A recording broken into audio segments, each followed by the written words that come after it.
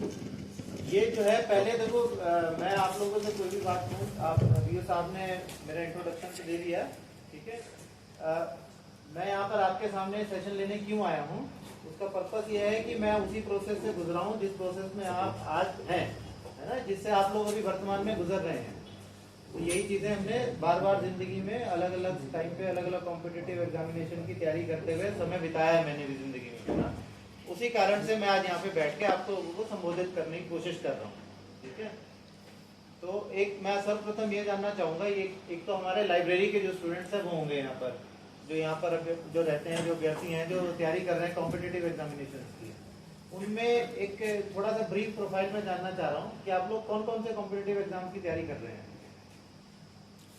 जो लाइब्रेरी के स्टूडेंट्स हैं हमारे यहाँ पर। कोई एक जना जो सबको थोड़ा जानते हो, आपस में बातचीत तो होती होगी ना सभी की, कोई एक स्टूडेंट बता दें कि आप मतलब आप सभी को जानते हो, बताइए सर। यहाँ पे जो मोस्टली बच्चे हैं या तो सेंट्रल गवर्नमेंट की तैयारी कर रहे हैं, और सेंट्रल गवर्नमेंट बोले तो मतलब ये एसएससी वगैरह, एसएससी की और सीजीएल, ये सीजीएल है, या फिर आपका एलडीसी वगैरह जो होता है, एलडीसी, ठीक है। और अदर जो है सब स्टेट गवर्नमेंट एग्जाम्स की तैयारी कर रहे हैं, तो कुछ बच्चे नेट वाले भी हैं यहाँ पे।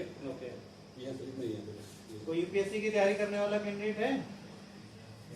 हाँ, कहाँ पर है? सामने आओ, इधर आओ, सामने आ जाओ। ओके, स्टेट पीसीएस की तैयारी करने वाले बच्चे, एग्जीक्यूटिव जो पीसीएस ऑफिसर्स होते हैं, डायरेक्ट एसडीएम भर्ती होते हैं जो, है ना। खुल के देखो, ये इंटरेक्टिव सेशन है, आप जितना मुझसे पूछना चाहोगे मैं उतना ही बता पाऊंगा, ठीक है। मैं यहाँ पे ऐसा नहीं आया हूँ कि कोई मैं आपको लेक्चर देने के लिए आया हूँ कि ये करना है वो करना है, इस तरीके से कुछ नहीं। जितना आप मुझसे पूछना चाहते हो, जो भी आपकी क्वेरीज हैं, मैं उन सबको आंसर करने की कोशिश करूंगा। तो जितना आप इंटरेक्ट करोगे मेरे साथ में, उतना ही ये सेशन फ्रूटफुल रहेगा। अगर मैं बोलता रहूंगा और आप कुछ नहीं बोलोगे तो इसका सेशन को कोई मतलब नहीं है ना। सामने आओ, जो यूपीएससी वाले हैं और स्टेट पीसीएस की तैयारी करने वाले बच्चे हैं वो भी आए सामने। नहीं है कोई भी? अभी हाँ तो कोई बोला था? कोई नहीं है? मैं इसलिए ऐसा पूछ रहा हूँ, इसलिए आपको ऐसा कह रहा हूँ ताकि मैं उसी हिसाब से अपने लेक्चर को मॉडुलेट करूंगा कि किसकी तैयारी है। कुछ जनरल प्रिंसिपल्स होते हैं जो हमें लाइफ में एज ए स्टूडेंट फॉलो करने होते हैं, कुछ जनरल प्रिंसिपल्स होते हैं जो हमें स्पेसिफिकली कॉम्पिटिटिव एग्जामिनेशन की तैयारी के लिए फॉलो करने होते हैं, और उसके बियॉन्ड कुछ कॉम्पिटिटिव एग्जामिनेशन स्पेसिफिक चीजें होती हैं जो हर एग्जाम के हिसाब से बदलती हैं। तो ये तीनों चीजों के ऊपर अगर भी बात करनी है तो इसलिए मेरे लिए जानना जरूरी है। मैंने अभी आपको बताया था ना, ये लाइफ टाइम अपॉर्चुनिटी है, आपको इतना बड़ा इंटरेक्शन का मौका मिल रहा है यहाँ पे। जितना आप इंटरेक्ट करेंगे उतना आपकी नॉलेज बढ़ेगी, उतना आपको गाइडेंस मिलेगी। यहाँ पे हेजिटेशन की बिल्कुल जरूरत नहीं है, बिल्कुल ओपन फोरम है, आप आइए सर से बात कीजिए। अच्छा, ये वाला सेक्शन सारा लाइब्रेरी स्टूडेंट्स का है मेरे ख्याल से, है सर। ये फर्स्ट रो और उधर के फर्स्ट रो ये आप लोग जो है स्कूल से बुलाए हैं। आप लोग कौन सी क्लास में हो? 11th क्लास में हो। 11th से छोटी क्लास के भी हैं कुछ स्टूडेंट्स यहाँ पे? सब 11th से हैं, 12th से हैं। 11th के कितने बच्चे? हाथ खड़ा करो। 12th के कितने हैं? कंबाइन है।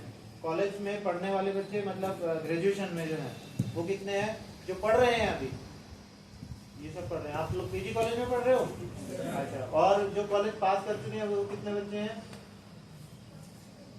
ठीक है। तो जो कॉलेज में पढ़ रहे हैं वो लोग भी कॉम्पिटिटिव एग्जाम की तैयारी कर रहे हैं या जनरल आप लोग आए हो एज ए जनरल सेशन के लिए? जनरल सेशन के लिए आए हैं या तैयारी कर रहे हैं? ठीक। अच्छा, कुछ आप लोग की जो क्वेरीज हैं मेन, जो बच्चे कॉम्पिटिटिव एग्जाम की तैयारी कर रहे हैं, वो कुछ एक बार बताओ। कुछ जानना चाह रहे हो आप लोग या फिर मैं अपने हिसाब से ही बताऊँ? कोई क्वेरीज हैं आप लोगों की? Yes sir. बताइए, अपना नाम बताइएगा पहले। सर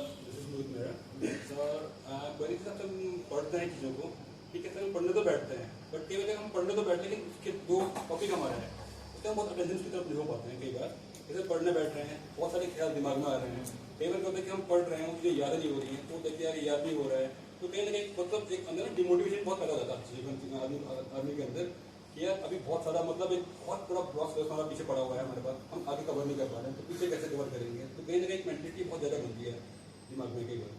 ठीक है, राइट। हाँ बैठिए, आप बताइए। सर मेरा ये क्वेरी है कि सी सेट में no math student C set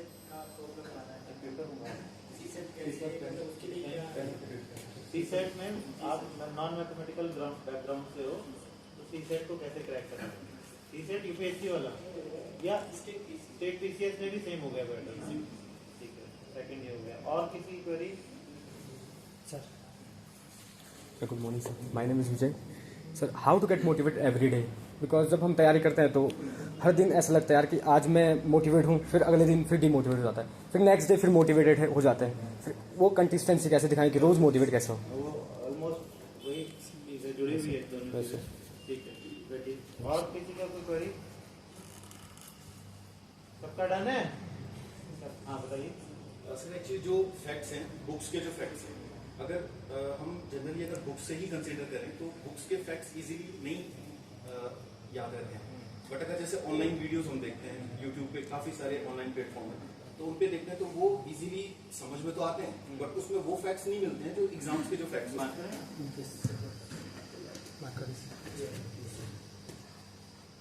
एक आपका है, आपने बताया है, मैं आपकी बात कंटिन्यू करेंगे। आपने बताया है मोटिवेशन, ये परमानेंट तो नहीं है? ठीक है,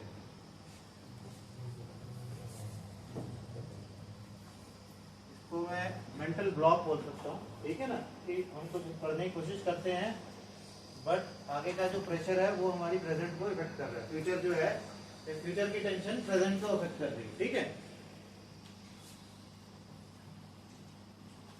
सी सेट नॉन मैथमेटिकल बैकग्राउंड है ना? ठीक है, आप एक बार कंटिन्यू करेंगे कि अगर आप फैक्ट्स पढ़ रहे हो तो बुक्स के जो नहीं आ फैक्ट्स रहा है। हम पढ़ते हैं तो बुक्स के फैक्ट्स कुछ टाइम तक के लिए तो याद रहते हैं, बट अगर हमने कंप्लीट एक बुक कवर कर लिया, अब मान लो मॉडर्न हिस्ट्री का अगर पूरा बुक कवर कर लिया, तो उसके सारे जो फैक्ट्स एग्जाम में हमें देखते हैं वो कहीं से भी दिख सकते हैं, उसका कोई फिक्स पैटर्न है नहीं, तो वो याद नहीं रहते हैं।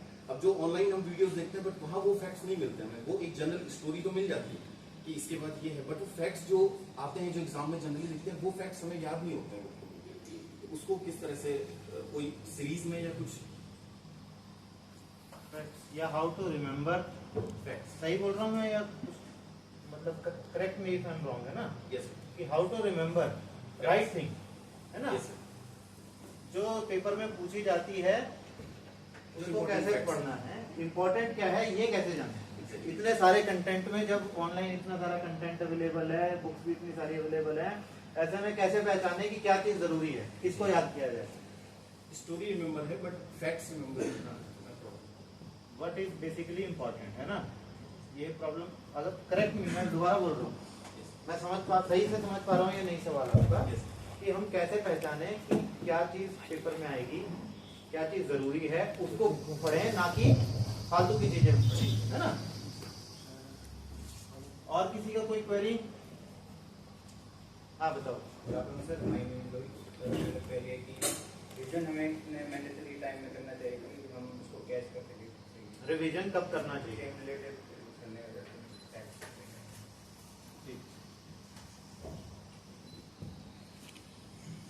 और कोई?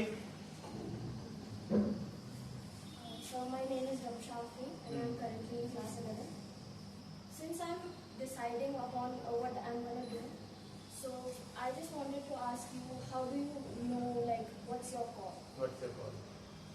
ठीक है, ये हो गया एक बिल्कुल सेपरेट थीम। ठीक है, अभी तक हम बात कर रहे हैं कॉम्पिटिटिव एग्जाम की। अब आपने जो सवाल किया है वो है कि how to take call on your career, है ना? कोई बैकग्राउंड आपको चुनना है, फील्ड चुननी है, ये कैसे डिसाइड करें? ठीक है, ओके, और कोई क्वेरी? हाँ प्लीज बताओ। Sir I am Aditya Sharma and I am studying class 11। सो मेरा क्वेश्चन ये है कि हम जब भी स्टडी करते हैं तो कभी ऐसे होता है कि आज हमने स्टडी की, कल नहीं कर पाए, किसी भी रीजन से, तो कंसिस्टेंसी कैसे मेंटेन करते हैं? तो ये कहीं ना कहीं इनमें आ जाएगा, कवर हो जाएगा आपका जवाब। ठीक है, और बताओ। नमस्ते सर, मैं आपसे कहना बताना चाहता हूँ कि हमारे कई स्टूडेंट भाई बहन रहते हैं, एग्जाम देते हैं, बस फेलियर का सामना करना पड़ता है, तो वो कुछ फेलियर के बाद बहुत ज़्यादा डिप्रेस हो जाता है, तो हम सर उस डिप्रेस को ओवरकम कैसे करें? बहुत रेलिवेंट क्वेश्चन, बहुत इंपॉर्टेंट क्वेश्चन है। मैं सोच रहा था कि कौन पूछेगा ये सवाल, अच्छा कि आपने पूछा।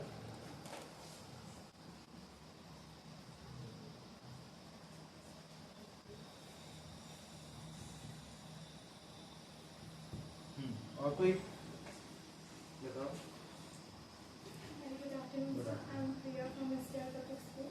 So my query is basically that as I'm in class 11 and I'm not preparing for any state examination, but for like competitive exams like state EE and NEET. So there are things like consistency. So आपने point add कर लिया है, but मेरा main question ये है that because हम state exams के लिए prepare नहीं कर रहे हैं, so बहुत time दिमाग में ख्याल आते रहते हैं जो हम career option choose कर रहे हैं ये परमानेंट होगा, बिकॉज उसमें बहुत सारा कंपटीशन है, बहुत सारे लोग हमारे साथ हैं, तो हमें कैसे पता चलेगा कि जो करियर ऑप्शन हम परस्यू करना चाह रहे हैं वो सही है।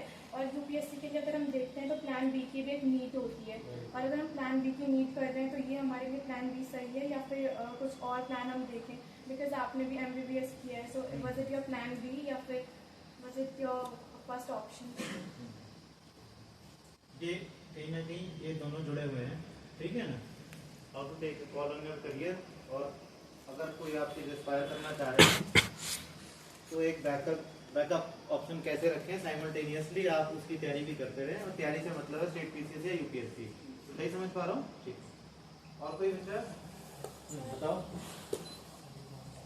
जोर से बुलंद आवाज होनी चाहिए है। गुड मॉर्निंग, मेरा नाम सुमित है।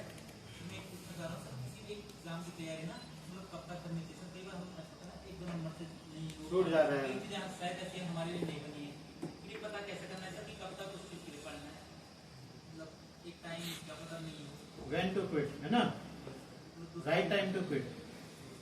ठीक, सही है, बहुत अच्छा ऑप्शन, बहुत अच्छा सवाल है, ये भी बहुत इंपॉर्टेंट सवाल है राजा। और Sir, how did you, good afternoon sir, first of all, this is Jani from Peace Public School.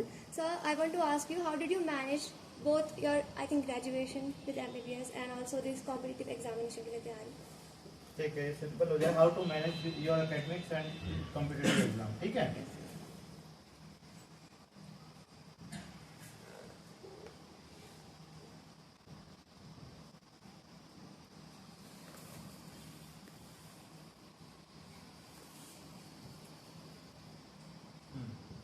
और कोई?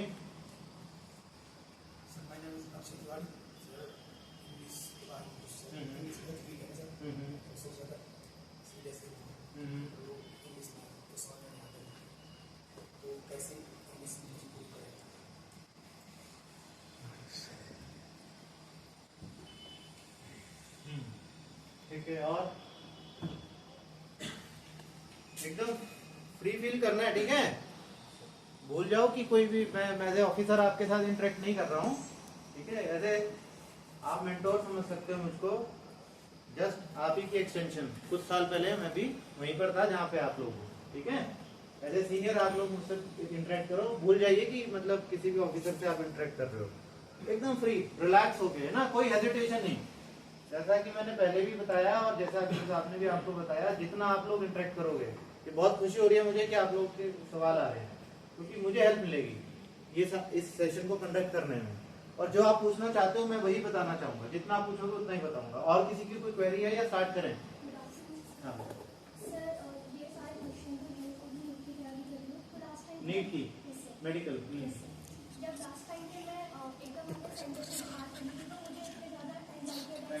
पावर में कि मेरे हाथ पे इतने सारे स्क्रैचेस पड़ रहे थे कि मुझे उस टाइम पे महसूस हुआ कि मैंने कब स्क्रैचेस अपने हाथ पे मारे हैं, क्या किया। बट जब मैं सेंटर से घर आई और या जब मैं एग्जाम देती थी तो जब जलन पड़ी और घर आके जब देखी तो बहुत सारे स्क्रैचेस पड़े थे, खून हल्का हल्का था। तो एग्जाम के टाइम पे जैसे जैसे एग्जाम नजदीक आता है अपने आप को कूल डाउन, बहुत इंपॉर्टेंट है, बहुत सबके लिए रेलिवेंट है ये। बहुत अच्छा क्वेश्चन पूछा आपने, बहुत इंपॉर्टेंट है। जितनी मर्जी तैयारी कर लें, जब तक इस सवाल का जवाब नहीं ढूंढ लेते ना, तब तक सारी तैयारी एक बेकार हो जाती है एग्जाम सेंटर में जाके, है ना। Very good, I am really happy, आप लोग बहुत इंपॉर्टेंट और रेलिवेंट क्वेश्चन पूछ रहे हैं। और सर मेरा पहले आप जैसे भी हम किसी भी कॉम्पिटिटिव एग्जाम की तैयारी करें तो हमें जैसे मतलब बहुत सारे सब्जेक्ट रहते हैं उसमें टाइम फिक्स शेड्यूल। एक ब्रेक करना चाहूँगा, इसको हटवा लीजिए। एक बैरियर है ना, उसको हटवा लीजिए, जिसकी जरूरत दोनों बात।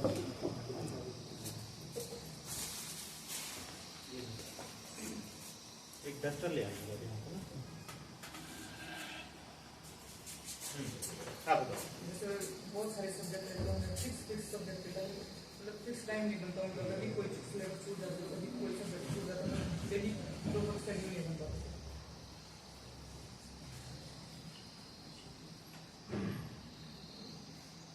प्लानिंग मैं डाल दूं इसको, कि प्लानिंग कैसे करेंगे, है ना, पढ़ाई की प्लानिंग कैसे होनी चाहिए।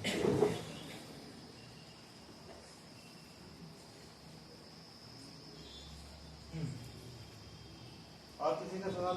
आप यहाँ कहाँ से हो गया सर। वो हो गया सवाल उनका, आप तो बताओ।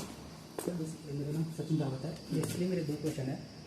फर्स्ट क्वेश्चन मेरा ये है कि इसी साल मतलब मैंने यूपीएससी का पेपर दिया था, उसमें मेरे 12 से 15 अकॉर्डिंग टू मी, अभी आंसर की तो आई नहीं है, जो आंसर जो रिजल्ट निकला उस हिसाब से मेरे 10 से 15 क्वेश्चन गलत है, दोनों सीसेट और ये जीएसआर पेपर मिला के।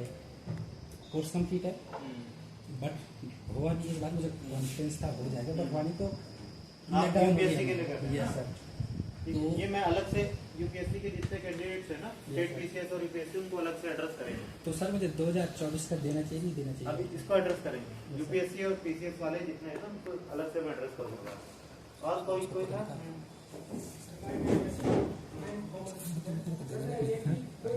One more question. कोई पढ़ लेगा, लेकिन कभी क्या होता है, कोई कंप्लीट सब्जेक्ट जैसे मैथ्स है, तो उसमें ज़्यादा भी पढ़ लेते, फिर भी उसमें वो कुछ भी गेन नहीं कर पाते। तो मुझे बताना है कि कैसे कम टाइम में हम अच्छा से अच्छा ये यहाँ आ जाएगा, है ना। जरूरी क्या है इम्तिहान के लिए, जरूरी क्या है वो पढ़ना, उसको याद पढ़ करना। तो हैं, लेकिन वो उतना नहीं कर पाते। वही है, वो सब जो मिला हुआ है वो आ जाएगा आपका, और होगा उसमें। और मुझे कई बार लगता है कि मुझे साइंस की फील्ड में मतलब मेहनत करनी चाहिए, तो सर कई एग्जाम ऐसे होते हैं जिनमें कि आर्ट सब्जेक्ट होता है, हिस्ट्री पॉलिट वगैरह। सर मुझे ये जानना है कि सर मुझे इस फील्ड में ज़्यादा मेहनत करनी चाहिए, मतलब अपने सब्जेक्ट में इस फील्ड में मुझे आगे बढ़ना है या फिर कॉम्पिटिशन एग्जाम तैयार करना है। मैं थोड़ा समझ नहीं पा रहा हूँ आपका सवाल। माइंड कंट्रोल कैसे करें? माइंड कंट्रोल कैसे करें, ये बिल्कुल डिफरेंट है। पीछे थे तो बीच में तब सब रहेंगे। यार अभी भी समझ नहीं पा रहा हूँ आपका सवाल। रिलैक्स, जो भी थॉट्स है बताओ, है ना। नहीं जाएगा पीछे। जब तक नहीं समझेंगे तब तक तो पूछेंगे। बताओ, आप ये कह रहे हो कि साइंस में आप अभी साइंस के स्टूडेंट हो, कॉलेज में हो, बट साइंस में आपको आगे बढ़ना चाहिए या नहीं बढ़ना चाहिए, या किसी कॉम्पिटिटिव एग्जाम जिसके अंदर दूसरे सब्जेक्ट भी पूछे जाते हैं उनकी तैयारी करूँ, या अपना कोर साइंस की तरफ जाऊँ? साइंस रिलेटेड कई छूट आते हैं ना, तो उनके लिए मैं मेहनत करूँ या फिर उस सब्जेक्ट को छोड़कर अलग वो बाकी कॉम्पिटिशन एग्जाम जिसमें मतलब अपनी फील्ड के अंदर ही परस्यू करो आप आगे करियर प्योर साइंसेज के अंदर, या फिर आप जनरल जो एग्जामिनेशन होती है कॉम्पिटेटिव एग्जाम, बैंक की तैयारी, यूपीएससी की तैयारी, पीसीएस की तैयारी, एसएससी की तैयारी, इन सब में आप आओ, है ना, या स्टेट की जो भी परीक्षाएं होती है, ठीक है, करियर में ही आ गए। और वन मोर क्वेश्चन। हाँ प्लीज प्लीज, जितने क्वेश्चन पूछने उतने जब हम प्रिपरेशन करते हैं तो सर नींद बहुत कम ले पाते हैं, तो sir what is power nap और how to take power nap?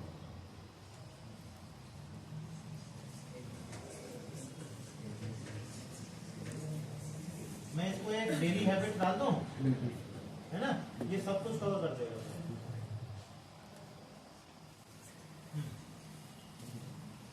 और ठीक है, इधर से बेटा तो नहीं। अब और किसी की कोई क्वेरी है या स्टार्ट करें? स्टार्ट करते हैं। है किसी के?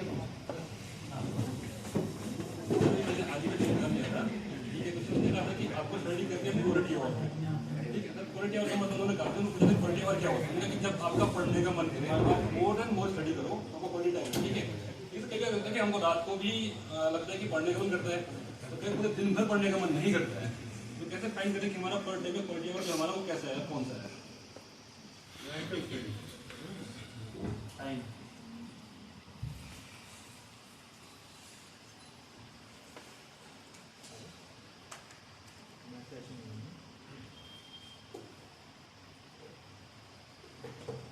ठीक है। और कोई क्वेरी तो नहीं है या साथ साथ? हाँ बताओ। मेरा क्वेश्चन ये है कि सर अभी जो मतलब मैं एग्जाम की तैयारी कर रही हूँ तो मेरे स्कूल का सिलेबस ये आ गया अगर मैं समझ पा रहा हूँ। Managing competitive exam preparation with school and college study, balance कैसे करना है? स्कूल को टाइम देना है, कॉलेज को टाइम देना है, या कॉम्पिटिटिव एग्जाम को टाइम देना है? ठीक है, और कोई? हाँ बताओ। हमारी तैयारी में प्रैक्टिस करते हैं। थोड़ा जोर से प्रैक्टिस। प्रैक्टिस सेट का क्या महत्व है? Practice mock paper.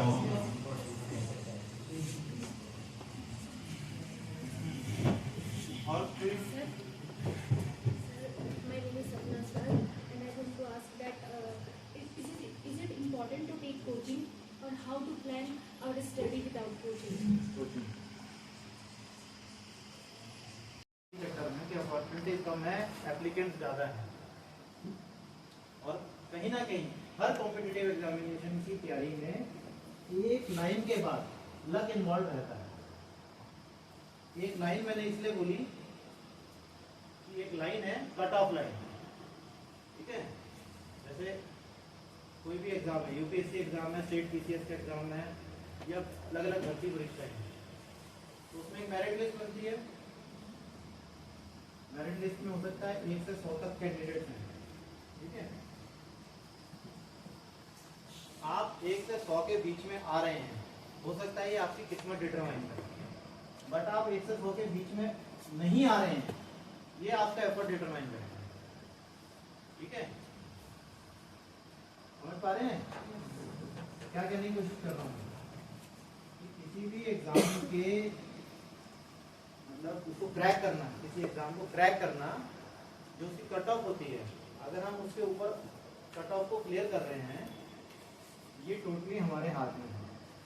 उसके बाद हम कहाँ लैंड कर रहे हैं, इसमें बहुत सारी किस्मत आ जाती है। एग्जाम में थोड़ी बहुत गड़बड़ी हो गई, मतलब कोई क्वेश्चन गलत मार्क कर दिया, किसी गोला गलत भरा गया, क्योंकि ऑब्जेक्टिव ही है सारे मैक्सिमम कॉम्पिटिटिव एग्जाम, तो ये बहुत होता है कि आपने गलत गोला भर दिया ना, जिसमें अभी भी OMR शीट पे पेपर होता है। तो ये आपकी छोटी छोटी चीज़ें हैं जो आपकी मतलब लक जिनको हम बोलते हैं, और कुछ चीज़ें हैं जो आपके टोटली आपके हाथ में है कि उस कट ऑफ तक मुझे पहुंचना था। मेरा टोटली डिटरमाइन करें कि मैंने तैयारी कैसे करी। अगर मैं 3 बार एग्जाम दे दिया और मान लीजिए मैं उस कट ऑफ को ही क्लियर नहीं कर पा रहा हूँ, तो कहीं ना कहीं उसमें मेरी खुद की गलती है, मेरी प्रिपरेशन में कुछ कमी है जो मुझे ठीक करने की जरूरत है, दुरुस्त करने की जरूरत है। और ये सब कहने के बावजूद फिर कुछ सर्कमस्टांसेस ऐसे हैं जो भगवान ने पता नहीं कैसे सोच के बैठे हुए हैं हमारे लिए, कि कोई परीक्षा देने जा रहा था, उसका एक्सीडेंट हो गया। हुआ है ऐसा।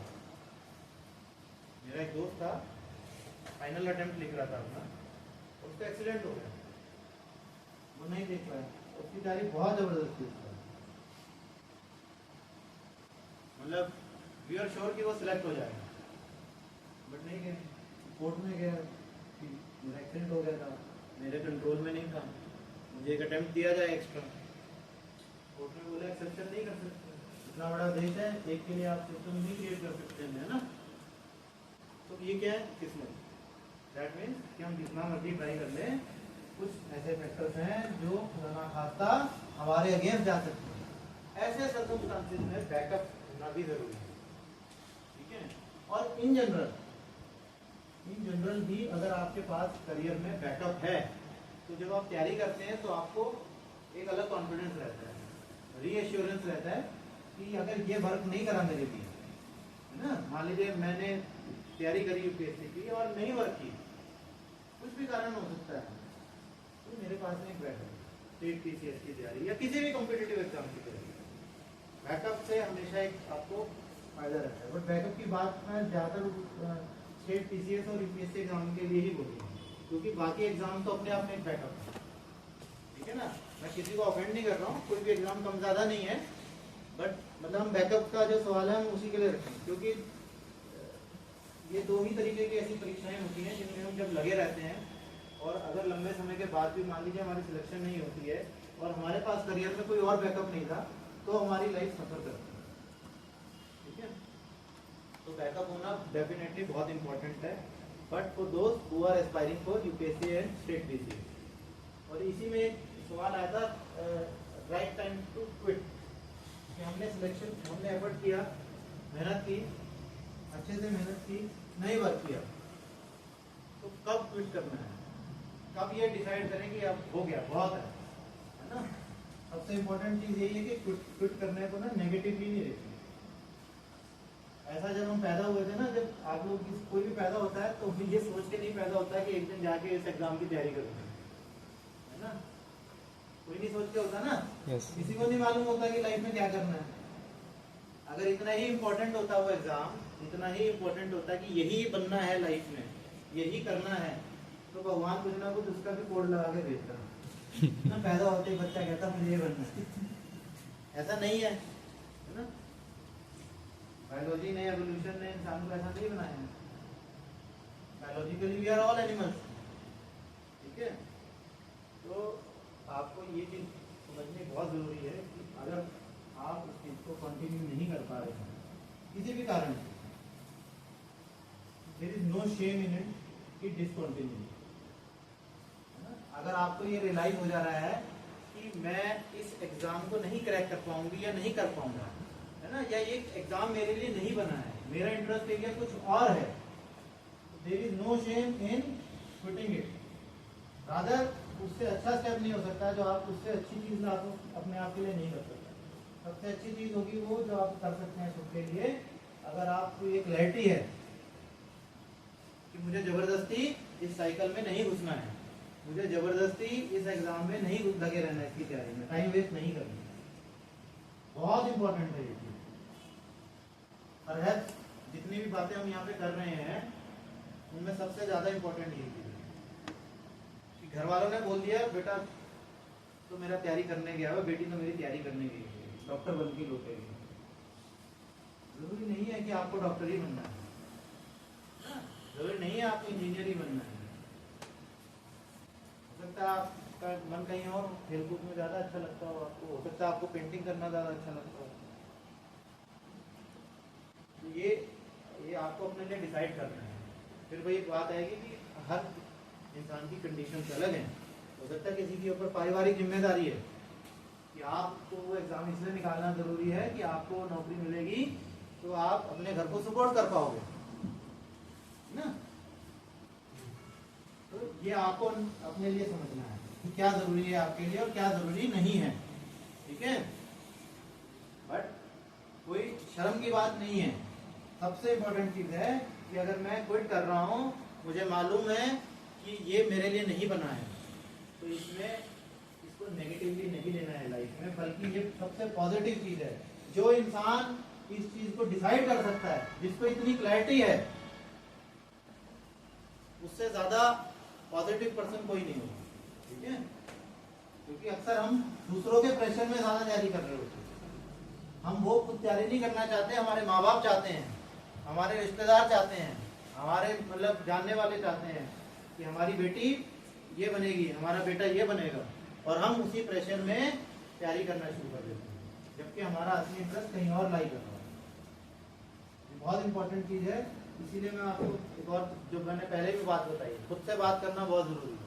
जब आप खुद से बात करेंगे, खुद से डिस्कशन करेंगे, तो आधी से ज्यादा चीजें आपको खुद समझ में आ जाएंगी, आधी से क्या सारी ही समझ में आ जाएंगी।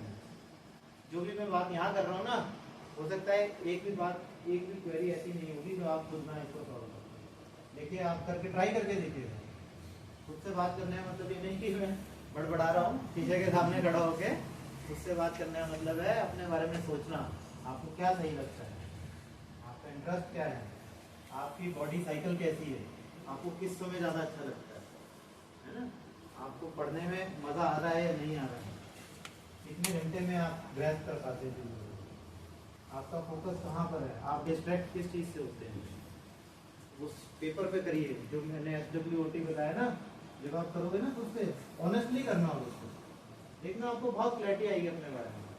बहुत सारी चीज़ों के जवाब आपको मिलेंगे, हो सकता है जिनके बारे में आपने आज तक मतलब दिमाग में तो आई होंगी पर ध्यान से सोचा नहीं होगा।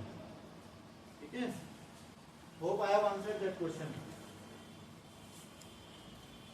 ठीक है, ये आपका अलग है, हाउ टू, ये स्कूल के बच्चों के लिए ज़्यादा रेलिवेंट है। प्लान बी भी आपका हो गया है। ये सीसेट नॉन मैथमेटिक, ये भी यूपीएससी वाला है, अलग से लैंग्वेज के बारे में। मेंटल ब्लॉक, मेंटल ब्लॉक के बारे में बात एक थी, किसने सवाल किया था वो?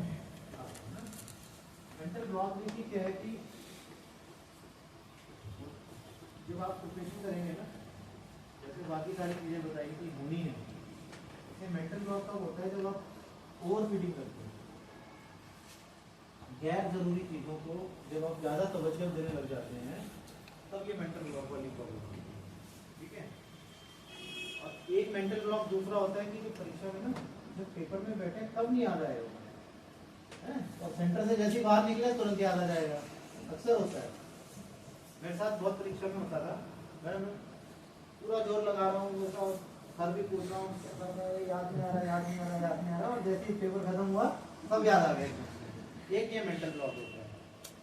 तो ये वाला जो मेंटल ब्लॉक है, इसका तो कोई सोल्यूशन है नहीं, मतलब पार्ट एंड पार्सल होती है। जो पहला मेंटल ब्लॉक है वो होता है ओवर फीडिंग के कारण, गैर जरूरी चीजों को ज्यादा तवज्जो दे दिया। तो वहां पे क्या आएगी बात, तो पहले यहाँ से हमने बात की, क्या महत्वपूर्ण है, पेपर में क्या रेलिवेंट है, सवाल कौन से आएंगे, उसके बारे में पढ़ना, बजाय कि जो इतनी डेटा की फ्लडिंग है, जो इतना ज़्यादा मटेरियल इंटरनेट पे अवेलेबल है आज के टाइम पे। मैं अगर चमोली के बारे में पढ़ना चाहता हूँ तो तमाम तरीके की चीज़ें खुल जाएगी, वेजिटर भी खुल जाएगा, अंग्रेजों के ज़माने का विकीपीडिया भी पढ़ाएगा, वही एक इन्फॉर्मेशन 10 जगह अलग अलग उसमें दे रखी होगी, और आप क्या करेंगे, यू विल एंड अप, मतलब गोपीनाथ मंदिर के बारे में ही पढ़ने में 10 जगह से पढ़ लेंगे, जानकारी जो होगी उसमें कॉमन होगी, है ना। जब हम इररिलेवेंट जगह पे ज़्यादा एफर्ट करते हैं तब ये मेंटल ब्लॉक जरूर आता है, क्योंकि हमारा ब्रेन कहते हैं कि हमारी कैपेसिटी अनलिमिटेड है और ब्रेन का 91% पार्ट जो है, बट वो शायद साइंटिस्ट ने परीक्षा ही नहीं की थी जिन्होंने रिपोर्ट बनाई थी, है ना। उन्होंने इंडियन सिस्टम में आके कॉम्पिटिटिव एग्जाम नहीं दिए थे, अमेरिका में बैठ के वो रिपोर्टें बनाई थी कि ब्रेन तो सिर्फ 1% यूज हो रही है और कैपेसिटी अनलिमिटेड है, ऐसा नहीं, सैचुरेशन आ जाता है, नींद आने लग जाते हैं, थक जाता है बॉडी। तो इसलिए आप जो पहला जो स्टेप था, जब आप सिलेबस अच्छे से पढ़ेंगे, प्रीवियस ईयर पेपर अच्छे से पढ़ेंगे, जब आपको ये मालूम होगा कि ये रेलिवेंट चीज़ है, इस पर फोकस करना है, तो आपका दिमाग ऑटोमेटिकली उसी पे फोकस करेगा। जो गैर जरूरी चीज़ें हैं उसको वो बैक फुट पे ले जाएगी, back step, they will all take a back step. ठीक है, ये हो गया आपका। कोई बच्चे की चिंता न करें कि हमारे घर जाने की व्यवस्था वो हो कि सबकी व्यवस्था है, आराम से सुनो, कई मन में सवाल होगी, प्राइवेट स्कूल वाले खास करके। देखो रिवीजन बहुत इंपॉर्टेंट है, रिवीजन का सवाल आपसे यहाँ से पूछ रहा था, बहुत इंपॉर्टेंट चीज़ है। आप रिवाइज, बहुत सबसे इंपॉर्टेंट चीज़ है रिवीजन। आप किसी चीज़ को एक बार पढ़ रहे हैं, जब आप उसको 10 बार रिवाइज कर लोगे ना तो वो पक्की हो गई। और आपने किसी चीज़ को बहुत एफर्ट किया, आपने रिवाइज नहीं किया, जब एग्जाम में जा रहे होते हैं ना तो पूरा जितनी मेहनत आपने स्टार्ट में की थी वो सब बेकार है। तो जितना पढ़ना इंपॉर्टेंट है उससे कहीं ज़्यादा इंपॉर्टेंट है उस चीज़ को रिवाइज करना। ट्रस्ट में बहुत ज़्यादा इंपॉर्टेंट है। आपका एक नेचुरल इंस्टिंक्ट है ब्रेन का ना कि नई चीज़ को करो, कोई भी नई चीज़ करते मज़ा आता है ना, और जो पुरानी चीज़ हो जाती है ना उसमें मन बढ़ जाता है, उसको लगता है ठीक है पढ़ा तो है पहले, बट जो उसकी निटी-ग्रिटीज होती है ना, जो इम्पोर्टेंट चीज़ें होती हैं दिमाग में, वही बात की ब्रेन की कैपेसिटी लिमिटेड है, मतलब with respect to competitive exam भूल जाता है इंसान। और पेपर में जब वो आती है अगर आपने रिवाइज नहीं की है तो वो नहीं कर पाओगे। स्पेशली जो बच्चे पीसीएस की तैयारी और यूपीएससी की तैयारी कर रहे हैं उनके लिए बहुत इंपॉर्टेंट है। ठीक है, जहाँ पे ऑब्जेक्टिव क्वेश्चन आते हैं ना वहाँ पे फिर भी आप ऑप्शंस देख के एक आइडिया लगा सकते हो, बट जब आपको लिखना होता है ना तो आप बिना रिवीजन की चीज़ें लिख नहीं पाते। तो रिवाइज करना बहुत ज़रूरी है, उसके लिए आपको अपनी प्लानिंग का हिस्सा बनाना पड़ेगा। उसको आपको टाइम निकालना पड़ेगा डेडिकेटेड। 3 चैप्टर खत्म हो गए हैं, चौथा चैप्टर पे पढ़ने से पहले वो जो 3 चैप्टर हो गए हैं उनको रिवाइज करना बहुत जरूरी है। नहीं करा तो वो पूरी मेहनत, जितना टाइम आपने इन्वेस्ट किया था उसको पढ़ने में, किसी भी चीज को पढ़ने में, वो सब बेकार हो जाएगा ना। रिवीजन सबसे इम्पोर्टेंट चीज है। मतलब अगर हम पूरी प्लानिंग में अगर बात करें, पढ़ने के बाद जो आती है उसको आप एक कंक्रीट तरीके से अपनी प्लानिंग का पार्ट बनाइए, पेपर पे लिखिए कि मैंने ये चीजें करनी है, इनको मैं इस दिन रिवाइज करूंगी या करूंगा, ठीक है। और उसको फॉलो करना है। आपकी ब्रेन आपको मना करेगी करने से, इंस्टिंक्ट है वो, नेचुरल इंस्टिंक्ट है। बॉडी बोलेगी, ब्रेन बोलेगी कि ठीक है नहीं यार आगे बढ़ते हैं, नई चीज करते हैं, इसको बाद में कर लेंगे रिवाइज, कहाँ टाइम है, पेपर से पहले रिवाइज कर लेंगे, सब कर बोल चुके होंगे। तो उसको आपको लगातार करना है, बहुत इंपॉर्टेंट चीज है। आई एम ग्लैड आपने क्वेश्चन किया, मेरे दिमाग से स्किप ना हो जाता है, ठीक है। ये हम एड्रेस कर चुके हैं कि how to remember what is important, mental block भी हो गया। फेलियर वाली चीज जो है कहीं ना कहीं हम डिस्कस कर चुके हैं, ठीक है। फेलियर सबसे इम्पोर्टेंट तो यही है। फेलियर कब है? जब आपने एफर्ट ही नहीं करा, ठीक है। जब जो रिक्वायर्ड एफर्ट था वो आपने पुट नहीं किया, वो है आपका फेलियर। आपने अपना एफर्ट किया है, ऑनेस्टली एफर्ट किया है, सिंसियरली अपना एफर्ट दिया है, फुल 100% दिया है अपना, सिलेक्शन नहीं आ रहा है, मतलब उसके बाद में आपका कोई फेलियर नहीं है, दैट मीन्स वो आपके लिए नहीं बनती। और देयर इज नो शेम, मैं दोबारा बोल रहा हूँ, there is no shame in accepting this कि मैंने अपनी जिंदगी में मेहनत की। मैं अगर मान लीजिए मैं एग्जाम दिया, मैं सिलेक्ट नहीं होता, तो ऐसा नहीं है कि मेरी जिंदगी खत्म हो जाती है ना। फिर वही बात कि हम जब पैदा हुए थे तो हम ये सोच के नहीं पैदा हुए थे कि हमें एक IAS ऑफिसर बनना है, या मतलब मुझे फॉरेस्ट ऑफिसर बनना है, या मुझे आर्मी में जाना है, मुझे डॉक्टर बनना है, इंजीनियर बनना है, let us be any field, है ना। आपने अपना एफर्ट अगर नहीं दिया है तब आप फेलियर जरूर माना जाएगा, क्योंकि तब आपको क्लैरिटी नहीं है लाइफ में कि आपको क्या करना है। आप कंफ्यूज हो, एक तरफ आप परीक्षा में आप बैठ गए हो, बट आपका दिमाग और शरीर जो है आपका साथ नहीं दे रहा है, अलग अलग चल रहा है ना। जबरदस्ती आप तैयारी कर रहे हो, इसका मतलब ये अगर क्लैरिटी नहीं है तो मैं इसको फेलियर मानता हूँ। और एक दूसरा फेलियर है जिसको हम फेलियर बोल देते हैं, बट वो एक्चुअल फेलियर नहीं है, वो एक स्टेपिंग स्टोन है। शायद कहीं से यहाँ से कहीं सवाल आया था ये, क्या वो एक स्टेपिंग स्टोन है। वो क्या है? दूसरा फेलियर जिसको हम फेलियर आम भाषा में बोल रहे हैं, बट वो एक लर्निंग कर्व है कि मैंने परीक्षा दी, एफर्ट किया, बट मैं कहीं ना कहीं मिसगाइडेड था, मेरा एफर्ट शायद सही डायरेक्शन में नहीं था, या मुझे 10 सीढ़ियां चढ़नी थी, बट मैंने ऐसा रास्ता पकड़ा कि मैं 10 सीढ़ियां चढ़ने की बजाय 5 ही चढ़ पाया, और 5 मेरी छूट गई। ये 5 की गैप फिलिंग मुझे करनी है ना। इसको हो सकता है हम आम भाषा में इसको भी हम फेलियर बोल देते हैं कि मैंने आज अटेम्प्ट लिखा, मैं कट ऑफ से पीछे रह गया, अब मुझे जो गैप फिलिंग करनी है इसके लिए मैं कैसे मोटिवेट होता हूँ। इसका सबसे इम्पोर्टेंट चीज वही है कि आपको ये समझना है कि वो गैप रहा क्यों। कहीं ना कहीं आपने जो पूरी साइकिल प्लान की थी अपनी प्रोफेशन की, उसमें कुछ खामियां थी, कहीं पे कहीं आप ढंग से उसको प्लान नहीं कर पाएंगे, ठीक है। तो वो आपको एनालिसिस करने बहुत ज्यादा जरूरी है। अगर आपने मान लीजिए मैंने एग्जाम लिखा मैंने, और मैं वही गलतियां बार बार दोहराता जा रहा हूँ, मैं वर्क ही नहीं कर पा रहा हूँ, तो वो मेरी गलती है। आपको समझना पड़ेगा कि मैं भूगोल में पीछे रहा हूँ, मैं अर्थशास्त्र में पीछे रहा हूँ, इतिहास में पीछे रहा हूँ, कहाँ पीछे रहा हूँ, किस सब्जेक्ट में मैं गलती कर रहा हूँ।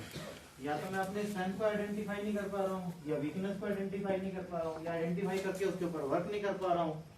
ये सारी चीजों को आपको पेन पेपर लेके, जिसको कहते हैं ना पुराना ओल्ड स्कूल, बहुत इंपॉर्टेंट होता है ओल्ड स्कूल, बैठ के पेन पेपर पे एनालिसिस करिए, इतने सवाल गलत हुए, इस वजह से गलत हुए, यहाँ पे मैंने गोला गलत कर दिया, यहाँ पे 2 ऑप्शन में मैं कंफ्यूज था, है ना, मैं इंस्टिंक्ट के साथ नहीं गया अपने, मतलब अलग अलग कारण है, या मेरी नॉलेज की वजह, मेरी नॉलेज ही कम थी, या मैं इस टॉपिक को रिवाइज नहीं कर पाया। एक एक क्वेश्चन की अकाउंटेबिलिटी होनी चाहिए, कि 10 क्वेश्चन अगर गलत हुए हैं तो 10 क्वेश्चन किस वजह से गलत हुए हैं, उनके कारण लिखे होने चाहिए, इस कारण से गलत हुए हैं, ताकि उनको मैं कोर्स करेक्शन कर पाऊँ फ्यूचर में जब अगला अटेम्प्ट मुझे लिखना है।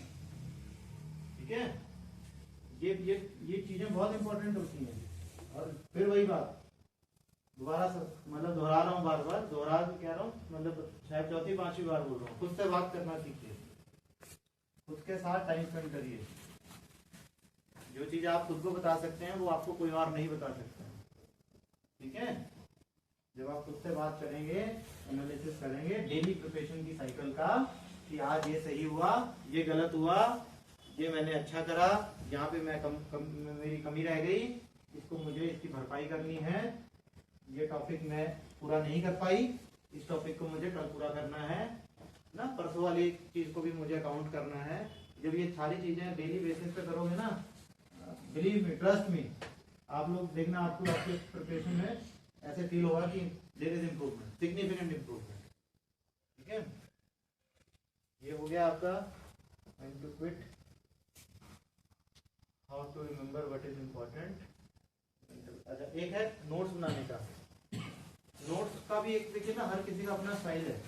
कोई क्या कंफर्टेबल फील करता है कि पढ़ने में मैं पढ़ता चला जाऊं और मतलब बहुत ज्यादा मुझे लिखना ना पड़े। किसी का स्टाइल होता है कि वो पेपर उठाता है और जो भी चीज वो पढ़ रहा है उसको जब तक वो नोट नहीं करेगा, है ना, उसके वो नोट्स खुद से नहीं बना लेगा, तब तक उसको फीलिंग ही नहीं आएगी, ऐसा लगेगा कि नहीं अधूरा है, पढ़ाई नहीं, याद ही नहीं रहा। तो ये भी सबका अपना अपना अलग अलग स्टाइल है, बट नोट बनाने की जो हैबिट है वो आपको हेल्प जरूर करती है, उसका कोई नुकसान नहीं है। अगर आप नोट्स नहीं बनाते हैं, जरूरी नहीं है कि आप नोट्स बनाएं, बट अगर आप नोट्स बनाते हैं तो आप अच्छा ही कर रहे हैं। नोट्स बनाने से क्या होता है कि आपकी एक तो रिवीजन होती रहती है, तो जो चीज आपने लिख ली खुद से, लिखते हुए आपकी ब्रेन और आपका हाथ एक कोऑर्डिनेशन में काम कर रहे होते हैं। आप पढ़ रहे होते हैं किसी चीज को, वो आपकी ब्रेन में जा रहा होता है, ब्रेन से हाथ में जा रहा होता है, जब हाथ से लिखती हुई चीज को ब्रेन वापस पढ़ रही होती है, आंखों के थ्रू पढ़ रही होती है। तो जब ये एक साइकिल पूरी हो जाती है ना, तो वो साइमल्टेनियसली एक एडिशन हो जाती है आपकी ब्रेन में, तो उसका फायदा ही होता है।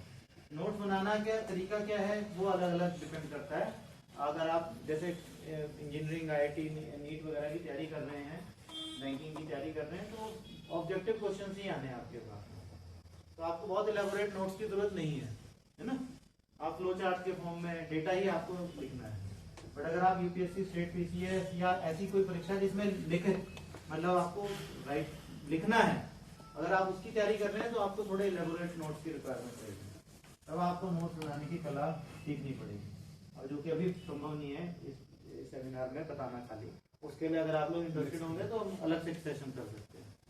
ठीक है, मॉक पेपर जो है वो जैसे रिवीजन इंपॉर्टेंट है, वैसे ही मॉक पेपर्स भी बहुत इंपॉर्टेंट है। ठीक है, पर ये नहीं है कि मॉक पेपर है तो इसका मतलब हर ऐरा गहरा नथु गहरा जो होता है ना, कि किसी ने भी इंटरनेट पर डाल दिया ये मॉक कर दो कि आप वो देना शुरू कर दो, ऐसा नहीं। मॉक का रेलिवेंट क्या है कि जब आपकी प्रिपरेशन हो गई किसी चीज की, तभी मॉक देने का फायदा है। अगर आपने किसी चीज के बारे में अभी प्रिपेयर नहीं किया और आप उसका मॉक पेपर देने जा रहे हो, तो वो आपको नुकसान ज्यादा पहुंचाएगा, क्योंकि आपका मोरल डाउन हो जाएगा। आपको ये लगेगा कि मुझे आता ही नहीं है, ये मैं अटेम्प्ट ही नहीं कर पाई, ये मैं अटेम्प्ट मेरे से मतलब हवा ही नहीं लगी इस सवाल की मुझे, है ना। हो सकता है आप लोग प्रिपेयर ही नहीं थे उसके लिए उतना। दूसरा फ्रिवोलस, जो मैं एरो वगैरह नथु वगैरह की बात कर रहा था, कि बहुत सारे इंस्टीट्यूशन कुछ भी डाल देते हैं पैसा कमाने के लिए ना। पैसा कैसे कमाते हैं? मान लीजिए आप में से कोई कैंडिडेट है, उसने उस इंस्टीट्यूट का मॉक पेपर दे दिया, उसने आपकी डिटेल्स ले ली, कल को अगर आप सिलेक्ट हो जा रहे हैं तो वो दिखाएगा कि ये बच्चा हमारा इंस्टीट्यूट से जुड़ा हुआ था, ये देखिए इसके दम पे सिलेक्ट हुआ है, जबकि वो बिल्कुल वाहियात फालतू जिसको कहते हैं ना, मैं बिल्कुल क्रूड भाषा का इस्तेमाल कर रहा हूँ, वो ऐसा मॉक बनाते हैं बहुत सारे इंस्टीट्यूशन। तो उस ट्रैक में भी नहीं फंसना है। जब आपकी तैयारी हो जाए और ऐसा कोई मॉक पेपर आपको मिल रहा है इंटरनेट पे जो रेप्यूटेड है, उसी का मॉक अटेम्प्ट करिए। ठीक है, बट दोबारा से रिपीट कर रहा हूँ, प्रिपरेशन जब हो जाए तभी मॉक देना है, अननेसेसरी मॉक पेपर नहीं देना है, ठीक है। फिर एक रोल है कि कोचिंग का। Coaching is very specific thing. किस एग्जाम की आप तैयारी कर रहे हैं पहले तो उस पर डिपेंड करती है, कहाँ से कोचिंग ले रहे हो आप उस पर डिपेंड करती है, किस सब्जेक्ट की आपको कोचिंग की आवश्यकता है उस पर भी डिपेंड करती है। मतलब सवाल किसका था ये कोचिंग वाला? आप किसकी तैयारी कर रहे हैं? डिफेंस एग्जाम्स की। तो जैसे डिफेंस एग्जाम्स में ना, तो उसमें आप देखेंगे ना, जैसे जो एनडीए है, सीडीएस है, एनडीए है या सीडीएस, अब सीडीएस कॉलेज में अगर आप, तो उसकी पूरी कंप्लीट कोचिंग की रिक्वायरमेंट नहीं रहती है ना। तो उसमें आपको सारे पेपर मिल जाएंगे पुराने, आपको सिलेबस सारा आपके सामने है। जो विषय आपको लगता है कि मेरा विषय ये थोड़ा रिलेटिवली कमजोर है, आप उसको आइडेंटिफाई करिए और उसकी कोचिंग के लिए आप ढूंढिए ऑप्शन। और इंटरनेट पे पहले तो वही था कि एक बैरियर था, आज से 10-12 साल पहले बहुत बड़ा बैरियर था कोचिंग का, कि कोचिंग जो है वो मतलब कुछ जगहों पे ही मिलती थी। इंसान दिल्ली जाता था, बड़े बड़े शहरों में, देहरादून जाता था, वहीं कोचिंग उपलब्ध होती थी। जब से ये इंटरनेट आया है, जिसकी हमने बात की थी कि ये स्ट्रेंथ भी और थ्रेट भी है, अपॉर्चुनिटी भी और थ्रेट भी है ना। तो ये इसकी अपॉर्चुनिटी भी है कि आज आप यहाँ बैठे हैं तो आप यहाँ भी किसी भी कोचिंग से आप जुड़ सकते हैं, अगर आपकी फाइनेंशियल कंडीशन अलाउ करती है तो there is no harm in taking coaching. But coaching blindly नहीं है कि coaching for the sake of coaching करना है मुझे, है ना, क्योंकि कोचिंग की एक अपॉर्चुनिटी कॉस्ट भी है। अपॉर्चुनिटी कॉस्ट समझते हैं सब लोग? अपॉर्चुनिटी कॉस्ट क्या होता है? अपॉर्चुनिटी कॉस्ट ये होता है कि अगर मैं ऑफिस गया तो मैं क्रिकेट नहीं खेल पाऊंगा उस टाइम, ठीक है। मुझे अगर कोई चीज पसंद है, मैं एक एग्जांपल के थ्रू बता रहा हूँ आपको कि मेरे पास 2 ही घंटे हैं और मुझे अगर कोई छुट्टी के दिन ऑफिस का कोई काम आ गया और मैंने सोचा हुआ था कि मुझे क्रिकेट खेलना है, तो मैं अपॉर्चुनिटी कॉस्ट क्या है इसकी? क्रिकेट, ऑफिस जाना ना, ऑफिस जाना पड़ा, इस वजह से मैं क्रिकेट नहीं खेल पाया, तो वो उसकी अपॉर्चुनिटी कॉस्ट है। ऐसे ही कोचिंग की अपॉर्चुनिटी कॉस्ट क्या है? जब आप कोचिंग जाते हैं, जब आप कोचिंग में इतना टाइम इन्वेस्ट करते हैं, उस भीड़ भक्का और उस सारा चीज़ों में आप इन्वेस्ट करते हैं, उसकी अपॉर्चुनिटी कॉस्ट क्या है? फाइनेंसेस पे इफेक्ट पड़ता है, आपके अपने टाइम पे इफेक्ट पड़ता है। जितना टाइम आप वहाँ दे रहे हैं उतना ही कम टाइम आप अपनी सेल्फ स्टडी को दे पा रहे हैं, ठीक है। तो कोचिंग किस चीज़ की लेनी है? जिसमें आप लोग कमज़ोर हैं, या कमज़ोर मतलब जिसमें आप लोग हैम्पर्ड फील करते हैं। कि मान लीजिए कोई इंजीनियरिंग की तैयारी कर रहा है बच्चा और उसको फिजिक्स कमजोर लगता है, मैथमेटिक्स केमिस्ट्री बढ़िया लगती है, फिजिक्स कमजोर लगता है, तो मैथ्स की या फिजिक्स की सब्जेक्ट की आप कोचिंग ले लीजिए। आपको तीनों कमजोर लगते हैं रिलेटिवली और आपका इंटरेस्ट है प्रिपरेशन में, तो आप तीनों की कोचिंग ले लीजिए, या पैकेज जो भी पैकेज होता है वो ले लीजिए। बट ऐसा नहीं है कि मेरे मैथ्स बहुत अच्छा है और फिर भी मैं जबरदस्ती मैथ्स की कोचिंग ले लूंगा, तो वो क्या है? अपॉर्चुनिटी कॉस्ट क्या है उसकी? कि आप जो दूसरे सब्जेक्ट पे टाइम दे सकती थी वो कहीं ना कहीं कॉम्प्रोमाइज हो गया। और कोई भी कॉम्पिटिटिव एग्जाम में जितनी मर्जी कोचिंग ले लीजिए, ठीक है, सबसे महत्वपूर्ण चीज है आपकी सेल्फ स्टडी। जो टाइम आप खुद को दोगे, खुद जो टाइम आप इन्वेस्ट करोगे।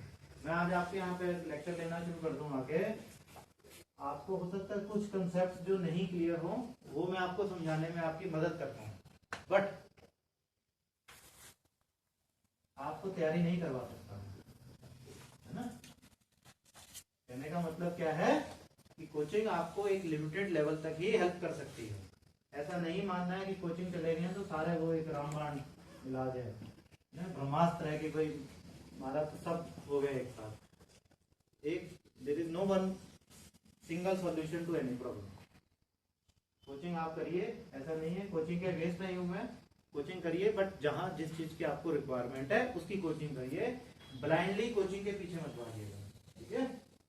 ऐसा नहीं है कि कोई देहरादून में जाके कोचिंग कर लेगा तो मतलब उसको अलग आपको फायदा मिल जाएगा।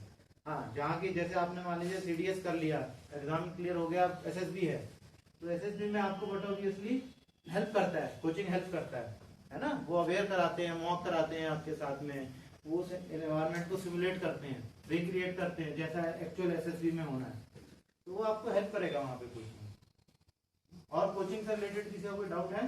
क्योंकि जनरल मतलब ये क्वेरी रहती है। बैठ के बताओ सर। ऑनलाइन कोचिंग और ऑफलाइन कोचिंग, ये भाई बैठ जाओ भी रिलैक्स। कोचिंग देखो वही है, ऑनलाइन भी एज गुड एज ऑफलाइन है। वहाँ भी लेक्चर लेना है, यहाँ भी वीडियो लेक्चर ही देखने को मिलेगा ना। जब यूट्यूब की वीडियो देखते हो तो कोई ऐसा बैरियर तो फील नहीं होता है ना।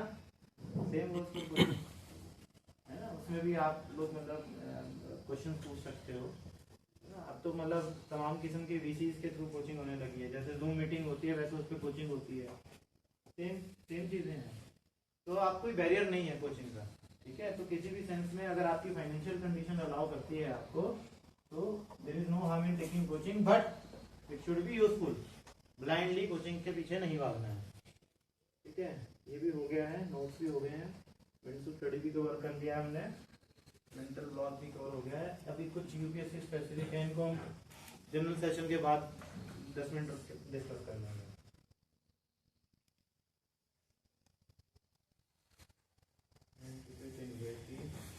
किसी का कोई क्वेरी रह गया है जो एड्रेस ना हुआ हो अभी तक?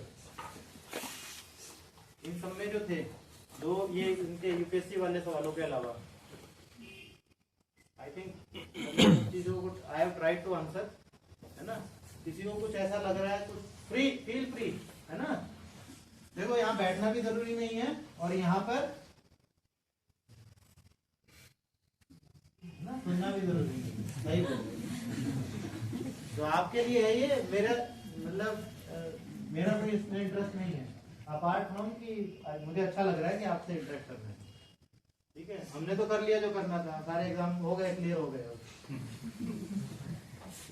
ऐसा कोई ज्ञान भी नहीं है जो मैं आपको दे दूंगा यहाँ पे, है ना। कोई ज्ञान नहीं दे सकता एक दूसरे को, सिर्फ एक्सपीरियंस जो है उस एक्सपीरियंस को शेयर करने की कोशिश करना है, ठीक है। तो अगर आपको ऐसा लगता है कि आपकी कोई क्वेरी है जो अभी आंसर नहीं हुई है, या आपके मन में ऐसी कोई क्वेरी है जो अभी आप पूछना चाहते हैं, पहले नहीं पूछी किसी वजह से, या इसके बाद आप पर्सनल स्पेस में पूछना चाहते हैं, सबके सामने नहीं पूछ सकते हैं या हिचकिचा रहे हैं, तो एवरीबडी इज वेलकम, ठीक है, राइट।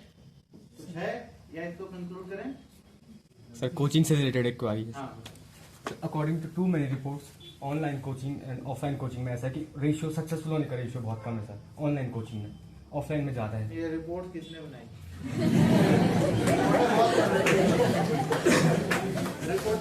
रिपोर्ट क्यों पढ़ रहे हो? रिपोर्ट की जरूरत ही है, बैठ जाओ। देखो ये वही है ना, डेटा ओवरलोड है। डेटा इतना ज्यादा डेटा है कि आप खो जाते हो, डूब जा रहे हो डेटा के अंदर। इंफॉर्मेशन ओवरलोड कहते हैं इसको। ये हमारी जनरेशन और शायद आने वाली जो पीढ़ियां होगी ना, उनमें उस सदी का सबसे बड़ा चैलेंज है ये।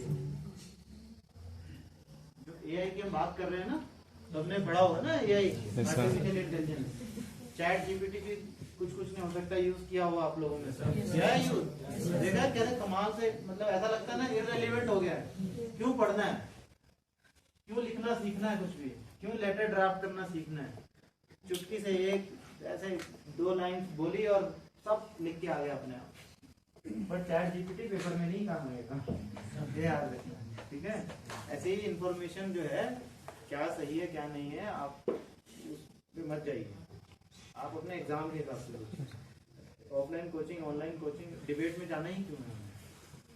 जो आपको कन्वीनियंट लगता है आपके लिए वो करिए, है ना। जो आपके सर्कमस्टेंसेस अलाउ करता है। हमें क्या मतलब है, मतलब कौन अच्छा परफॉर्म कर रहा है ना? आपको अगर ऑनलाइन कन्वीनियंट लगती है, आपको लगता है कि गोपेश्वर में रह के आपके लिए ऑनलाइन ही पॉसिबल है, तो आप ऑनलाइन करिए। अगर आपको लगता है कि नहीं, आपको उसको फॉलो करने में प्रॉब्लम आ रही है और आपको मैंडेटरी है कि भाई किसी शहर में जाके ऑफलाइन मतलब फिजिकल जो इंटरेक्शन है वही चाहिए आपको, अगर आपके फाइनेंस अलाउ करते हैं तो वेल एंड गुड, ठीक है। मतलब उस डिबेट में नहीं जाना है। एक और हाँ इम्पोर्टेंट चीज, मतलब बड़ी छोटी सी चीज है बट बड़ी बहुत रेलिवेंट चीज है, जो लोग सर्कल्स में तैयारी करते हैं, है ना, जिनके अपना एक सर्कल बना होगा, फ्रेंडशिप सर्कल, मतलब जो सेम एग्जाम की तैयारी कर रहे हैं, हो सकता है इस लाइब्रेरी में हो सकता है वो सर्कल बाहर हो। अक्सर हम ना एग्जाम की प्रिपरेशन करते हुए ना, नॉलेज जब गेन कर रहे होते हैं ना, तो हमें ऐसा लगता है कि बहुत ज्ञान आ गया हमारे अंदर, है ना। और तमाम राज्य स्तर से लेके मतलब नेशनल स्तर से लेके अंतर्राष्ट्रीय स्तर के मुद्दों पे हम चर्चा करनी शुरू करते हैं, जो कि बहस डिबेट में बदल जाती है। होता है स्टेट पीसीएस की जो परीक्षा दे रहे होंगे, यूपीएससी की दे रहे होंगे, वो फील करेंगे। जो टेक्निकल एग्जाम्स की तैयारी कर रहे हैं वहां पे शायद ये चीजें ना हो, बट जहाँ पे आपको मतलब थोड़ा ब्रॉड डोमेन में पढ़ना पड़ता है, जो सामाजिक मुद्दे होते हैं उनके बारे में जब आप अध्ययन करते हैं वो लोग ये फील करते हैं। उससे क्या होता है, दो चीजें होती हैं, एक तो आप गलत दिशा में जा रहे हैं, दूसरा आप अपने रिश्ते खराब कर रहे हैं। क्योंकि जब आप किसी के साथ बहस करते हैं ना, उस बहस को तो हो सकता है आप जीत जाएं, बट उस रिश्ते को आप खो देते हैं। ठीक है, तो तैयारी के वक्त ये बहस से डिबेट से बचना, क्योंकि उसका कुछ कोई कॉन्सिक्वेंस नहीं है, इनकॉन्सिक्वेंशियल है। सिलेक्ट नहीं हुए तो वैसे ही नहीं है, सिलेक्ट हो भी गए तो भी कोई कॉन्सिक्वेंस नहीं है। तो इन सब छोटी छोटी चीजों को मतलब अपने मतलब रिश्तों को अननेसेसरी स्ट्रेन नहीं करना किसी की डिबेट्स में, ऐसी छोटी छोटी चीजों में बहसबाजी में पड़ते हैं। ठीक है,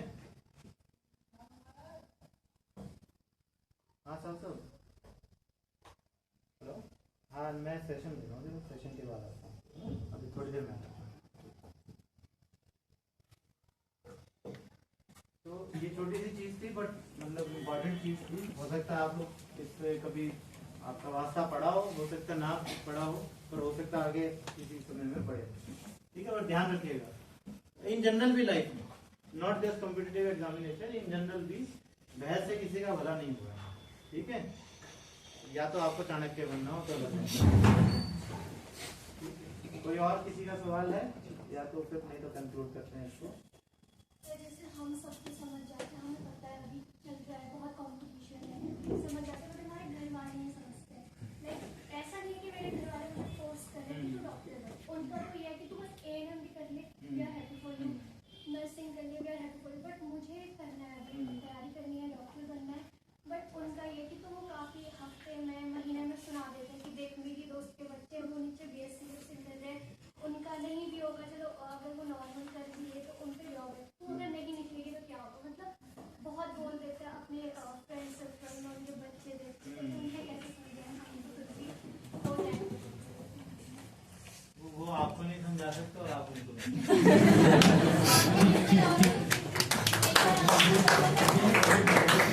मैं आपको क्या है ना, इग्नोर करना, माता पिता को इग्नोर नहीं करना,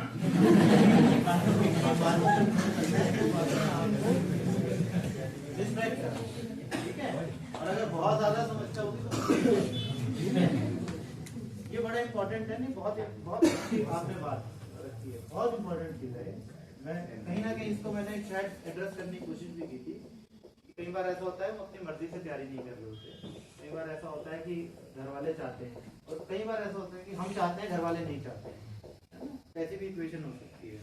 ये घर वाले अपने जो उनकी अंडरस्टैंडिंग है, जैसी उनकी परवरिश हुई है, जैसी जिंदगी उन्होंने जी है, जो स्ट्रगल उन्होंने अपनी लाइफ में किए हैं, वो उस पर्सपेक्टिव से देखते हैं दुनिया में, है ना। और वो अपनी जगह सही है, गलत नहीं है, उनका नजरिया अलग है देखने का चीजों को, और हमारा नजरिया हो सकता है अलग हो, हमारी जनरेशन अलग है, जनरेशन गैप हमेशा से चला है, हमेशा चलता है। ठीक है, तो समझ का जो एक गैप है ना, वो हमेशा रहेगा। आप की जिंदगी में जो चीजें रोल प्ले करती हैं, जो एक्सपीरियंस आपके हैं, सोशल मीडिया या मतलब जो आज इंटरनेट जो युग है, वो कैसे आपकी जिंदगी में इफेक्ट करता है, उनकी लाइफ को उन्होंने इफेक्ट नहीं किया। सोशल प्रेशर पेरेंट्स के ऊपर हमेशा से एक बहुत इंपॉर्टेंट रोल रहा है। ठीक है, वो हमेशा मतलब यही बात करते हैं, फिल्मों में भी देखते हैं ना, तो शर्मा जी का लड़का ये हो गया है ना, और उनकी बेटी ने तो ये क्रैक कर दिया, तुम क्या कर रही हो, ऐसा रहता है। तो आपको you have to learn something, मतलब उसके साथ एडजस्ट करना ही एकमात्र सॉल्यूशन है। क्योंकि अगर आप उनके साथ आर्ग्यू करोगे, समझाने की कोशिश करोगे, तो नहीं समझ पाएंगे। आपका एक्शन बोलना चाहिए ना, when you give them the result, तो अपने आप समझ जाएंगे। बातों की बजाय अपने काम से, आपका काम बोलना चाहिए, मुंह नहीं बोलना चाहिए। ठीक है, तो सारी दुनिया अपने आप समझ जाती है। और बताइए। हाँ बताओ तो। आवाज बड़ी बड़ी बुलंद आगे। उतार चढ़ाव सबकी साइकिल में आते हैं। डिफरेंस ये होता है कि परसिस्ट कौन करता है ना, लगा कौन रहता है, अपने आप से जो जंग छेड़ी है उसको कौन है। हमारी जंग किसी और से नहीं है, देखिए आपका नाम है ना, आपके लिए बता रहा हूँ, हमारी जंग किसी और से नहीं है, खुद से। माँ बाप को सबको समझा दिया जाए। जब आप खुद से जंग जीत जाओगे ना, जब आप खुद कन्विंस्ड हो ना किसी चीज के लिए कि ये मुझे चाहिए, ये मुझे करना है, जब आप इतने पैशनेट हो उस चीज के लिए तो कर जाओगे आप। वो पैशन होना चाहिए, वो परसिवरेंस है, लगे रहना पड़ेगा आपको, छोड़ नहीं सकते हो बीच में, है ना। और अगर छोड़ना है तो उसकी क्लैरिटी होनी चाहिए, ये छोड़ना है और इस कारण से। जब ये दो चीजें हो गई तो सफलता तो अपने आप मिल जाती है। और मेरी लाइफ जर्नी देखिए, मैं भी ऐसा नहीं है, मेरी भी ग्रामीण पृष्ठभूमि रही है। कक्षा 5 तक जो है मैं भी बिल्कुल गांव में रहा हूँ, क्योंकि बहुत बड़ा गांव है, मतलब शहर है ये तो, बिल्कुल गांव जिसको कहते हैं खेत गांव होता था, वैसा गांव था। मेरे पिताजी जो है पहले एयरफोर्स में थे, सार्जेंट रिटायर होके आ गए, और तो उन्होंने अर्ली रिटायरमेंट ले ली और गाँव में हम लोग आ गए। तो वहीं पहले मतलब कक्षा 5 तक मेरी पढ़ाई हुई। उसके बाद फिर वो शहर मूव किए, उन्होंने भी अलग अलग बहुत स्ट्रगल किया। जो स्ट्रगल उन्होंने किया उसका फल कहीं ना कहीं हमें मिला। यही होता है, आपके माँ बाप जो स्ट्रगल कर रहे हैं, उन्हें की स्ट्रगल की वजह से आप लोग यहाँ बैठ के आप शायद इस सेशन को भी सुन पा रहे हैं। नहीं तो बहुत सारे बच्चे ऐसे हैं जो हमसे ज़्यादा कैपेबल हैं, हमसे ज़्यादा कॉम्पिटेंट है, बट उनको शायद वो अपॉर्चुनिटी ही नहीं मिली लाइफ में, जो इस स्टेज तक पहुँच पाते।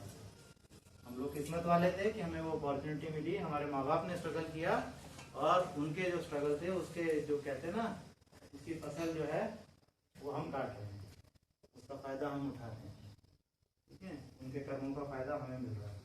तो वो आए और हम भी उनके साथ चले गए। तो वैसे एवरेज स्कूल जो वैसे मेरा बचपन बीता है, कुछ नथिंग स्पेशल हो, वैसे ही खेलना कूदना पसंद था, पढ़ना बिल्कुल पसंद नहीं था।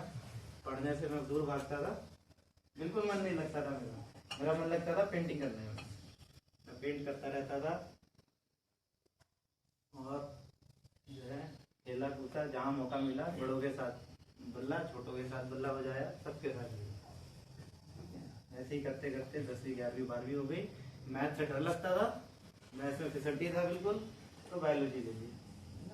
अब बायोलॉजी ले ली तो दिमाग में उस टाइम पे यही आता है कि आप जो है डॉक्टर बनेंगे। मैथ नहीं तो बायो दिमाग में होता है, एवरेज इंडियन मिडिल क्लास में। तो बायो लेके मेडिकल की तैयारी शुरू कर दी, तैयारी करते रहे। लकीली किस्मत ने साथ दिया, मेडिसिन क्लियर हो गया, MBBS करने चले गए। वहाँ पे जाके किक मिला, देखा कि हमारे कॉलेज में एक ट्रेडिशन था, मैं pass out of government medical college चले गया। तो हमारे कॉलेज में एक ट्रेंड था कि आधे बच्चे US चले जाते थे, 50 का बैच होता था, आधे से भी ज़्यादा, और कुछ जो बच्चे थे उनमें से 3-4 जो है UPSC ट्राई करते थे। तो एक ट्रेडिशन बन गया था कहीं ना कहीं। तो वो ट्रेडिशन का शायद मुझे फ़ायदा मिला कि एक एटमॉस्फेयर जिसको कहते हैं ना, वो एटमॉस्फेयर मिला कि हाँ UPSC होता है, और UPSC में निकल जाते हैं, हमारे जैसे ही लोग निकल जाते हैं। जब आपके बीच का कोई निकलता है किसी एग्जाम को, तो कॉन्फिडेंस बढ़ता है। अरे कल तो हमारे साथ ही बैठते थे, यही तो देखा करते थे, एग्जाम क्लियर हो गया, इसका मतलब कोई बड़ी बात नहीं, इन्होंने कर लिया तो हम भी कर सकते हैं। तो वही थॉट प्रोसेस कहीं ना कहीं उसने मुझे मोटिवेट किया। और मुझे हमेशा से इंटरेस्ट है कि किसी एक फील्ड में, किसी एक करियर में पूरी ज़िंदगी नहीं बितानी। तो अगर ऐसा कोई करियर हिंदुस्तान में बना है कि जिसमें सिर्फ एक फील्ड में आपको पूरा जीवन नहीं बिताना है, तो that is Indian administrative service.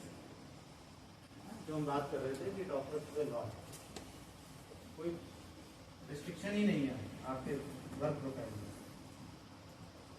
Luckily फिर उसकी परीक्षा दी, तो पहले अटेम्प्ट में क्लियर हो गया UPSC। आई joined IRS officer, revenue service officer. Second attempt दिया, उसके बाद सेकेंड अटेम्प्ट में IPS सिलेक्ट हुआ, 134 रैंक आया, बट मेरा घुटने में चोट थी, लिगामेंट टियर था, सीरियस इंजरी हुई थी तो मैंने IPS ऑफ नहीं किया, फिर दोबारा से परीक्षा दी, फिर दोबारा से IRS वगैरह निकाला, ठीक है, फिर परीक्षा छोड़ दी 2 साल के बाद, फिर मैं कंटिन्यू करता रहा अपनी सर्विस में। तो फिर मेरी बिटिया का जन्म हुआ और she prove to be a lucky charm, good luck charm for me. मुझे एक पता नहीं अंदर से किक आई कि एक और बार एग्जाम लिखो, तो मैंने दोबारा से एग्जाम लिखा और फिर मैं एडमिनिस्ट्रेटिव सर्विस के लिए सर्व कर दिया। 6 साल मैंने IRS में सर्व किया। वहाँ पे IRS समझते हैं कोई? रेवेन्यू सर्विसेज एक राजस्व होता है जो हम आज यहाँ पे भी हमारा राजस्व विभाग है ना, और एक रेवेन्यू सर्विस होता है जो सेंट्रल लेवल पे होती है, जिसको आप बोलते हैं इनकम टैक्स, कस्टम्स, है ना, GST, जो हमारे लिए रेवेन्यू कलेक्ट करते हैं। देश का जो पूरा टैक्सेशन जो सिस्टम है वो उसके ऊपर बेस्ड है। तो हमारा काम वहाँ पर ये होता था कि हम लोग रेड्स करते थे, जो बड़े लोग हैं जिन पे मतलब जो टैक्स इवेड कर रहे हैं, चोरी कर रहे हैं टैक्स, उनसे टैक्स की रिकवरी करते थे। सरकार का खजाना भरना होता था, वो हमारी टास्क, ठीक है। स्मगलर्स को पकड़ना हमारी टास्क थी। स्मगलिंग करते हैं क्रॉस दी बॉर्डर्स, वेपन्स की स्मगलिंग, गोल्ड की स्मगलिंग, फेक करेंसी की स्मगलिंग, इंडियन करेंसी की स्मगलिंग, उनको पकड़ना हमारा टास्क होता है। तो 6 साल हमने वो सब किया। 6 साल में से 1.5 साल ट्रेनिंग का पार्ट था, और उसके बाद I landed here in administrative service. और यहाँ आके शायद बहुत अच्छे कर्म थे मेरे, मैं यही मानता हूँ। मतलब मेरी ज़िंदगी के सबसे जो खुशनुमा पल है ना, वो इस जनपद ने मुझे दी। बहुत अच्छा ये है कहानी। अब उसमें बहुत सारी नेटिविटीज हैं, वो पब्लिक में कंप्लीट